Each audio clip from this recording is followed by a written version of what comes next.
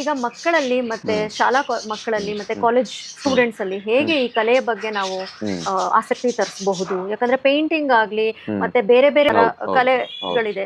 ಆದ್ರೆ ಈ ಶಿಲ್ಪಕಲೆ ಅನ್ನೋದು ಹ್ಮ್ ಸ್ವಲ್ಪ ಕಷ್ಟ, ಹೌದು. ಪ್ಯಾಷನ್ ಬೇಕು, ಕ್ರಿಯೇಟಿವಿಟಿ ಬೇಕು, ಒಂದು ಡೆಡಿಕೇಶನ್ ಬೇಕು ಅಂತ ಹೇಳ್ತಾರಲ್ಲ. ಸೊ ನಾವಷ್ಟು ದೂರ ಹೋಗೋದ್ಕಿಂತ ಹಾ. ಇದನ್ನೊಂದು ಹಾಬಿ ಆಗಿ ಹ್ಮ್ ತಿಳಿಸುವಂತದ್ದು ಮಾಡ್ಬೇಕಾಗತ್ತೆ. ಹ್ಮ್ ಒಂದೆರಡು ಪರಿಚಯ ಮಾಡಬೇಕು. ಕೆಲವೊಮ್ಮೆ ಕ್ಲೇ ಅಲ್ಲಿ ಮಾಡೋದನ್ನ ಮಕ್ಕಳಿಗೆ ಓಕೆ. ನಾವು ಡೆವಲಪ್ ಹ್ಮ್ ಮಾಡಬೇಕು. ಹ್ಮ್ ಸ್ವಲ್ಪ ದೊಡ್ಡವರಾಗಿದ್ರೆ ನಾವು ಹ್ಮ್ ಸೋಪಲ್ಲಿ ಕಾರ್ವಿಂಗ್ ಮಾಡುವಂಥದ್ದು, ಓಕೆ. ಮತ್ತೆ POP ಕಾರ್ವಿಂಗ್ ಹ್ಮ್ ಮಾಡುವಂಥದ್ದು. ಹ್ಮ್ ಅಲ್ಲಿ ಅವರು ಸ್ವಲ್ಪ ಕಂಫರ್ಟಬಲ್ ಆಗ್ತಿದ್ದಂಗೆನೆ ಹ್ಮ್ ನಮ್ಮ ಸ್ಟೋನ್ಗಳನ್ನ ನಾವು ಕೊಡ್ಬೋದು. ಓಕೆ. ಸ್ಟೋನ್ ಸ್ವಲ್ಪ ಅದು ಏನಾಗುತ್ತೆ, ಹೆವಿ ಹ್ಯಾಮರಿಂಗ್ ಹ್ಮ್ ಸ್ವಲ್ಪ ಚಿತಲ್ ಇರೋದ್ರಿಂದ ಹ್ಮ್ ಏಟಾಗೋ ಚಾನ್ಸಸ್ ಇರುತ್ತೆ. ಕರೆಕ್ಟ್. ಮಕ್ಕಳನ್ನ ಸ್ವಲ್ಪ ಅವಾಯ್ಡ್ ಮಾಡ್ಬೇಕಾಗತ್ತೆ. ಹ್ಮ್ ಹ್ಮ್ ಸ್ವಲ್ಪ ಮಧ್ಯ ವಯಸ್ಸಿನವರು ಯಾರು ಬೇಕಾದ್ರೂ ಹ್ಮ್ ಮಾಡ್ಬೋದು. ಹ್ಮ್ ನಾವು ಈ ರೀತಿ ಪಾಯಿಂಟ್ ಮತ್ತೆ ಫ್ಲಾಟ್ ಚಿತಲ್ ಅಂತ ಇರುತ್ತೆ, ಹ್ಮ್ ಹ್ಮ್ ಅದು ಹೇಗೆ ಬಳಸೋದು, ಹ್ಮ್ ಹೇಗೆ ನೀವು ಸಿಂಪ್ಲಿಫೈ ಮಾಡ್ಕೊಳ್ಳೋದು, ಅದೆಲ್ಲ ಸ್ಟೆಪ್ ಬೈ ಸ್ಟೆಪ್ ಹೇಳ್ಕೊಡ್ತೀವಿ. ಹ್ಮ್